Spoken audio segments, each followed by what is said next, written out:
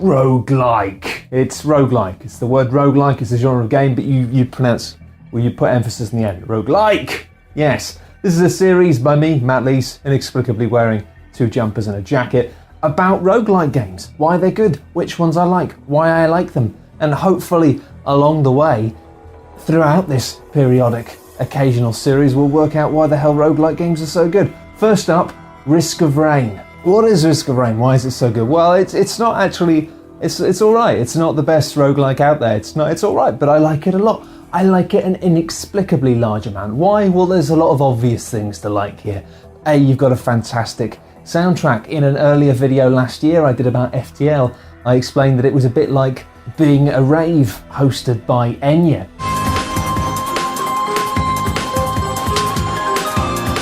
And you know it is. It's fantastic. And this wonderful, dreamy, occasionally a bit metally, occasionally quite trancey soundtrack is tied together with these really simply designed but very atmospheric worlds. Feel like places, dreamy places you can sort of get lost in, and you can. The game's design is sort of a bit like this. You start the game and it's so quiet. What's happening? Nothing's happening. There's no enemies.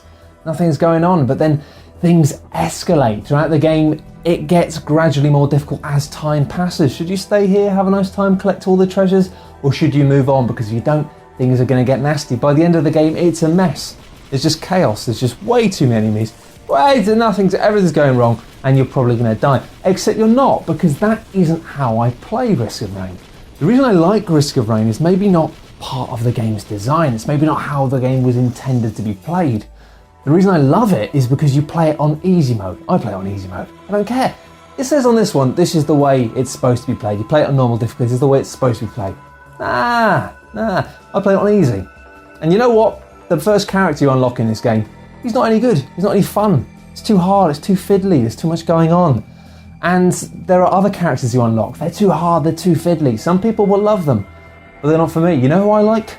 I like this guy, Acrid. He's sort of this alien bug dude who poisons everything and slashes everything. And yeah, he carries around this ball and chain. And you get the sense that without that, he'd just be horrendous. And he's overpowered. He makes the game a bit too easy. But you know what? I don't care.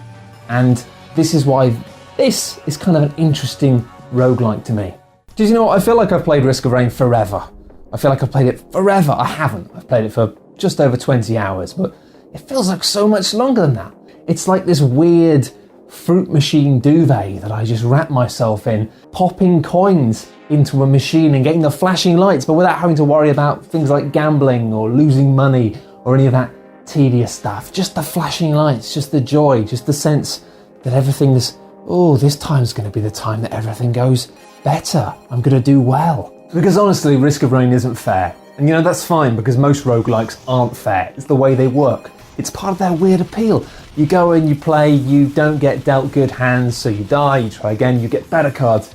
It's that idea of playing something just for a little bit and each time having that excitement. This time will be the time. This will be the one where I have the tools I need to cause me to do good.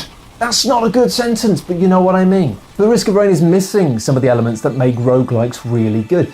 A lot of the things that I love about the genre is this idea of you get dealt these hands and you have to look at the cards and go, well, what am I going to do with this stuff? How am I going to do it? How can I change my playstyle or change what I'm doing to maximize the use of these tools that I've been given? You don't really get that in Risk of Rain. You just get stuff. And by the end of it, you're just like firing rockets everywhere, firing grenades, leaving explosions of flames and acid behind when you kill things. It's just a maelstrom of death.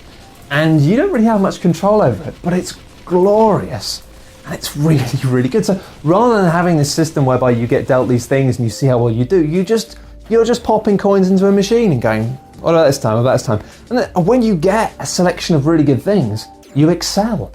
It becomes easy. Now maybe the game doesn't become easy when you play it on the harder difficulties, but what I love about this game is I start a game, I play it with my favourite character, Acrid, the cool alien. I don't care, I'm not trying to be pro, I don't care, I play it with him. And I see what I get. And you know, sometimes I get to the third world and I haven't really got that much good stuff and I die. And I go, whatever, it wasn't good. But sometimes you just know and you're just waiting for that sweet spot. Most of the time with roguelikes, they escalate. They get more and more difficult. They push you until you are really just doing the absolute best you can with the minimum you've been given.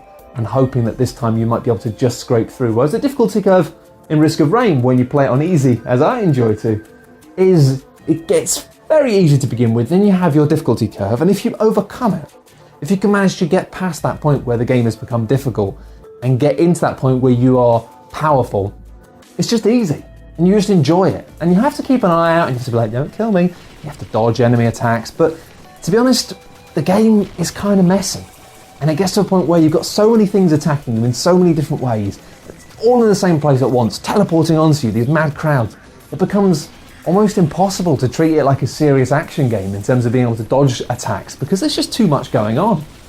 But when you play it on an easy difficulty and you allow the game to play to its strengths of just allowing you to bombard these endless masses of enemies with masses of stuff, and you kind of only faintly have an idea of what's going on, but you're just sort of into it, it's glorious.